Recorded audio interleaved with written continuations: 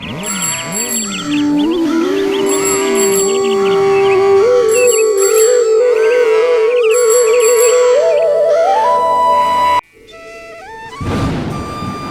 में काले घने बादल छाए हुए थे। बिजली बार बार चमक रही थी। कुछ ही देर में मूसलाधार बारिश शुरू हो गई। शिवपुर गांव की गलियां पानी से भर गईं। लोग जल्दी जल्दी अपने घरों की ओर भाग रहे थे।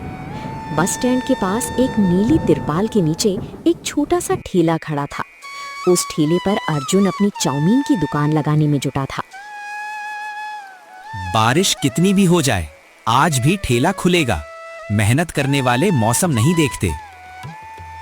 अर्जुन ने गैस स्टोव जलाया, बड़ी कढ़ाई चढ़ाई, ताजी पत्ता गोभी, गाजर, शिमला मिर्च, प्याज और नूडल्स करीने से सजाए। जैसे ही उसने लहसुन और अदरक डाला, खुशबू चारों तरफ फैल गई। आज भी हर प्लेट ताजी बनेगी, यही मेरी पहचान है। उसी समय गांव का पुराना चाउमीन दुकानदार महेश अपनी बड़ी दुकान बंद करके उधर से निकला। उसकी नजर अर्जुन पर पड़ी। उसके चेहरे पर जलन साफ दिखाई दे रही थी।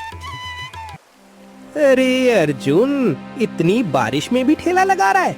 लगता है भीगने का बड़ा शौक है। शौक नहीं महेश भाई, पेट की मजबूरी है। आज कोई ग्राहक नहीं आएगा। शाम तक तेरी सारी चाउमीन खराब हो जाएगी। जिसे भूख लगेगी वो गर्मा गर्म चाउमीन खाने जरूर आएगा। बहुत भरोसा है अपने ऊपर। याद रखना, इस बाजार में मेरी मर्जी के बिना कोई नहीं टिकता। मैं किसी का काम नहीं छीन रहा, बस ईमानदारी से अपनी रोजी कमा रहा हूँ। महेश बिना कुछ बोले वहां से चला गया, लेकिन उसके मन में आग लग चुकी थी। कुछ देर बाद महेश अपनी बड़ी दुकान पर पहुंचा। बाहर बारिश लगातार हो रही थी। दुकान के अंदर उसका नौकर पप्पू सामान जमा रहा था। पप्पू, उस नए लड़के को देखा? हाँ मालिक, बारिश में भी ठेला लगाए बैठा है। सुना है लोग उसकी चाउमीन की बहुत तारीफ कर रहे हैं। लोग कह रहे थे कि सब्जियां ताजी होती हैं, इसलिए स्वाद अच्छा लगता है। अगर यही चलता रहा तो मेरी दुकान पर ताला लग जाएगा। तो अब क्या करेंगे मालिक? जल्दीबाजी नहीं करेंगे, पहले उसकी इज्जत खत्म करेंगे। महेश की आंखों में चालाकी साफ दिखाई दे रही थी। वो अर्जुन को किसी भी कीमत पर सफल नहीं होने देना चाहता था। शाम गहराने लगी, बारिश थोड़ी हल्की हुई। कुछ कॉलेज के लड़के बस स्टैंड पर आकर रुके। तभी उनकी नजर अर्जुन के ठेले पर पड़ी। यार, कितनी अच्छी खुशबू आ रही है। लगता है ताजी चाउमीन बन रही है। चलो आज यहीं खाते हैं। तीनों लड़के अर्जुन के ठेले के पास पहुंचे। भैया, 3 प्लेट चाउमीन बना दीजिए। अभी बनाता हूँ, बस 2 मिनट। अर्जुन ने तेज आंच पर सब्जियां डाली, फिर नूडल्स, सॉस और अपने हाथ से तैयार किया हुआ मसाला मिलाया। कढ़ाई से उठती खुशबू ने आसपास का माहौल बदल दिया। वाह, खुशबू से ही भूख दुगनी हो गई। जल्दी दो भाई, इंतजार नहीं हो रहा। कुछ ही मिनटों में गर्मा गर्म चाउमीन तैयार हो गई। वाह, क्या स्वाद है। इतनी बढ़िया चाउमीन तो हमने शहर में भी नहीं खाई। अब से हम यहीं आएंगे। बहुत बहुत धन्यवाद। मैं हमेशा ताजा सामान ही इस्तेमाल करता हूँ। धीरे धीरे और लोग भी आने लगे। बारिश के बीच अर्जुन का छोटा सा ठेला ग्राहकों से भर गया। दूसरी तरफ महेश अपनी दुकान के बाहर खड़ा ये सब देख रहा था। नहीं, ऐसा नहीं हो सकता। उसकी मुट्ठियां गुस्से से भींच गईं। अगर इसे अभी नहीं रोका तो कल पूरा गांव इसी के पास होगा। रात करीब 9 बजे अर्जुन ने आखिरी ग्राहक को चाउमीन दी। उसकी सारी तैयारी खत्म हो चुकी थी। पहली बार उसकी इतनी अच्छी कमाई हुई थी। माँ, अगर आप होती तो आज बहुत खुश होती। उसी समय उसका छोटा भाई दीपू छाता लेकर वहां पहुंचा। भैया, आज तो पूरा ठेला खाली हो गया। हाँ, भगवान ने मेहनत की इज्जत रख ली। अब हमारा भी सपना पूरा हो गएगा। जरूर होगा, लेकिन एक एक कदम चलकर। उधर महेश अपनी दुकान में बेचैनी से टहल रहा था। उसके चेहरे पर हार का डर साफ दिखाई दे रहा था। उसने धीरे से दरवाजा बंद किया और पप्पू को अपने पास बुलाया। अब समय आ गया है अर्जुन को हमेशा के लिए रास्ते से हटाने का। मालिक, आप क्या करने वाले हैं? कल सुबह ऐसा खेल होगा कि पूरा गांव अर्जुन की चाउमीन से नफरत करने लगेगा। महेश ने मेज की दराज खोली। अंदर से उसने एक छोटी सी पुड़िया निकाली। उसे देखकर पप्पू के चेहरे का रंग उड़ गया। अगली सुबह भी आसमान बादलों से ढका हुआ था। रात की बारिश के कारण पूरे शिवपुर गांव में कीचड़ फैला हुआ था। अर्जुन रोज की तरह सुबह सुबह मंडी गया था। वो अपने ग्राहकों के लिए ताजी सब्जियां और नूडल्स खरीद रहा था। उधर उसका ठेला बस स्टैंड के पास तिरपाल से ढका खड़ा था। इसी मौके का इंतजार महेश कर रहा था। उसने पप्पू को अपने पास बुलाया और जेब से वही छोटी सी पुड़िया निकालकर उसके हाथ में रख दी। याद रखना, किसी को शक नहीं होना चाहिए। मालिक, अगर कोई देख लेगा तो? डरने वालों को कभी कामयाबी नहीं मिलती। जा और काम पूरा करके आ। ठीक है मालिक, मैं कोशिश करता हूँ। पप्पू धीरे धीरे अर्जुन के ठेले की तरफ बढ़ा। चारों ओर सन्नाटा था। बारिश की हल्की फुहार अभी भी पड़ रही थी। उसने इधर उधर देखा और तिरपाल हटाकर ठेले के अंदर झांका। बस यही मौका है। उसने देखा कि अर्जुन ने अपनी सॉस, मसाले और बाकी सामान एक छोटी अलमारी में करीने से रखा हुआ था। आज के बाद कोई तेरी चाउमीन नहीं खाएगा।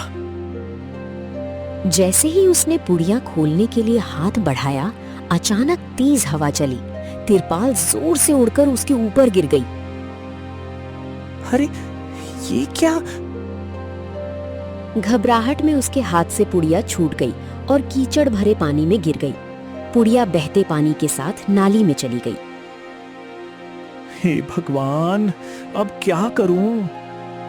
उसी समय पास से रामू काका छाता लेकर गुजर रहे थे। उन्होंने किसी के भागने की आवाज सुनी और ठेले की तरफ देखा। कौन है वहाँ?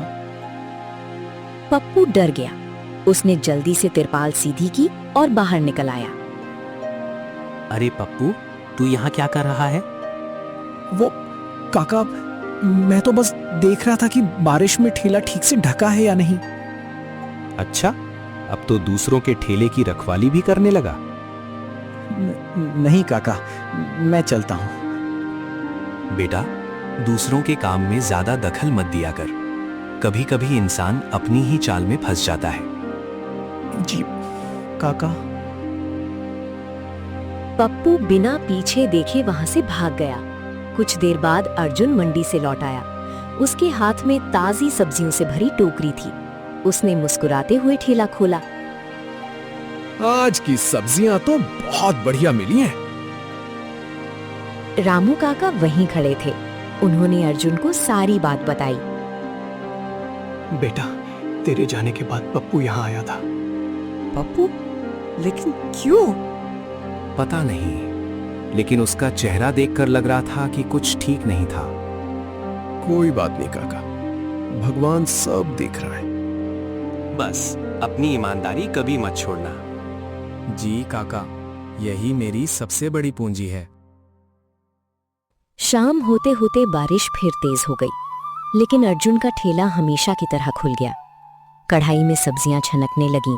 गर्मा गर्म चाउमीन की खुशबू दूर तक फैलने लगी। भैया, 2 प्लेट चाउमीन दे रहा। मेरे लिए 1 प्लेट थोड़ा ज्यादा मसालेदार बनाना। जरूर, अभी बनाता हूँ। कुछ ही देर में फिर ग्राहकों की भीड़ लग गई। लोग बारिश में भी छाता लेकर अर्जुन के ठेले तक पहुंच रहे थे। दूसरी तरफ महेश अपनी दुकान के बाहर खड़ा ये सब देख रहा था। उसके चेहरे पर गुस्सा साफ दिखाई दे रहा था। पप्पू, तू एक छोटा सा काम भी नहीं कर पाया। मालिक, अचानक तेज हवा चलने लगी, पुड़िया बह गई। बहाने मत बना। मैं सच कह रहा हूँ मालिक। ठीक है, अगर बदनाम नहीं कर पाए तो अब उसे बर्बाद करेंगे। कैसे? कल सुबह मेरी दुकान के बाहर एक बड़ा बोर्ड लगेगा। उसमें क्या लिखा होगा? गर्मा गर्म चाउमीन, सिर्फ 50 रुपए प्लेट। लेकिन मालिक, इतनी कम कीमत में तो नुकसान हो जाएगा। कुछ दिन का नुकसान सह लूंगा, लेकिन अर्जुन का ठेला हमेशा के लिए बंद कर दूंगा। अगली सुबह पूरे शिवपुर गांव में एक ही चर्चा थी। महेश की दुकान के बाहर लगा बड़ा सा बोर्ड सबका ध्यान खींच रहा था। अरे सिर्फ 50 रुपए? चलो आज वही खाते हैं। इतना सस्ता मौका बार बार नहीं मिलता। उधर अर्जुन अपने ठेले पर खड़ा दूर से लोगों को महेश की दुकान की तरफ जाते हुए देख रहा था। उसके चेहरे की मुस्कान धीरे धीरे गायब होने लगी। लगता है आज का दिन मुश्किल होने वाला है। तभी उसका छोटा भाई दीपू उसके पास आया। भैया, आज हमारे पास कोई ग्राहक क्यों नहीं आ रहा? अर्जुन ने महेश की दुकान की तरफ देखा, जहां भीड़ लगातार बढ़ती जा रही थी। सुबह से ही आसमान में काले बादल छाए हुए थे। हल्की हल्की बारिश रुक रुक कर हो रही थी। शिवपुर बाजार में लोगों की भीड़ महेश की दुकान के बाहर जमा थी। दूसरी तरफ अर्जुन का छोटा सा ठेला लगभग खाली खड़ा था। कई लोग अर्जुन के ठेले की तरफ देखते, लेकिन सस्ती चाउमीन का बोर्ड देखकर सीधे महेश की दुकान की ओर चले जाते। भैया, 2 घंटे हो गए, अभी तक सिर्फ एक ही प्लेट बिकी है। हिम्मत मत हारो दीपू, ग्राहक आज नहीं तो कल जरूर आएंगे। लेकिन हमारे पास तो कल के सामान के भी पैसे नहीं बचेंगे। अगर कमाई ईमानदारी से हो तो भगवान कभी साथ नहीं छोड़ते। उधर महेश की दुकान पर लोगों की लंबी लाइन लगी हुई थी। हर कोई सस्ती चाउमीन खरीदने के लिए खड़ा था। वाह, सिर्फ 50 रुपए में इतनी बड़ी प्लेट? आज तो पूरा परिवार यही खाएगा। सबको गर्मा गर्म चाउमीन मिलेगी, बस लाइन बनाए रखिए। भीड़ देखकर पप्पू धीरे से महेश के पास आया। महेश उसे दुकान के पीछे बने छोटे कमरे में ले गया। वहाँ कई पुरानी सब्जियां रखी थीं, कुछ मुरझा चुकी थीं और कुछ से हल्की बदबू आने लगी थी। मालिक, ये सब्जियां तो खराब हो चुकी हैं। ऊपर से थोड़ी ताजी सब्जियां डाल देना, किसी को कुछ पता नहीं चलेगा। लेकिन अगर किसी की तबीयत खराब हो गई तो? लोग स्वाद देखते हैं, सामान नहीं। ज्यादा सवाल मत पूछो। जी मालिक। दूसरी तरफ अर्जुन अपने ठेले पर बैठा ग्राहकों का इंतजार कर रहा था। तभी रामू काका वहां पहुंचे। बेटा, अगर तू भी दाम कम कर दे तो लोग वापस आ जाएंगे। नहीं काका, सस्ता बेचने के लिए मुझे खराब सामान खरीदना पड़ेगा और मैं लोगों की सेहत से कभी समझौता नहीं करूंगा। याद रखना बेटा, ईमानदारी की चाल धीमी होती है, लेकिन जीत हमेशा उसी की होती है। शाम ढलने लगी। अचानक तेज बारिश शुरू हो गई। कुछ ही मिनटों में पूरे बाजार की बिजली चली गई। चारों तरफ घना अंधेरा छा गया। ज्यादातर दुकानों ने अपना काम बंद कर दिया। भैया, अब क्या करेंगे? लालटेन जलाओ। जब तक रोशनी है हमारा ठेला बंद नहीं होगा। दीपू ने लालटेन जलाई। उसकी पीली रोशनी दूर तक फैल गई। अर्जुन ने गैस स्टोव जलाया और गरम कढ़ाई चढ़ा दी। उधर महेश की दुकान पूरी तरह अंधेरे में डूब चुकी थी। ये बिजली भी अभी ही जानी थी। मालिक, फ्रिज बंद हो गया है। क्या? अगर बिजली जल्दी नहीं आई तो सारी सब्जियां खराब हो जाएंगी। चुप रह, कुछ नहीं होगा। उसी समय बारिश से भीगा हुआ एक परिवार अर्जुन की लालटेन की रोशनी देखकर उसके ठेले की ओर बढ़ने लगा। दूसरी तरफ महेश बेचैनी से अपने बंद फ्रिज को देख रहा था। उसे पहली बार डर लगने लगा कि कहीं उसका लालच उसी पर भारी न पड़ जाए। उसे बिल्कुल भी अंदाजा नहीं था कि आज रात लिया गया उसका एक फैसला अगली सुबह पूरे शिवपुर की किस्मत बदल देगा।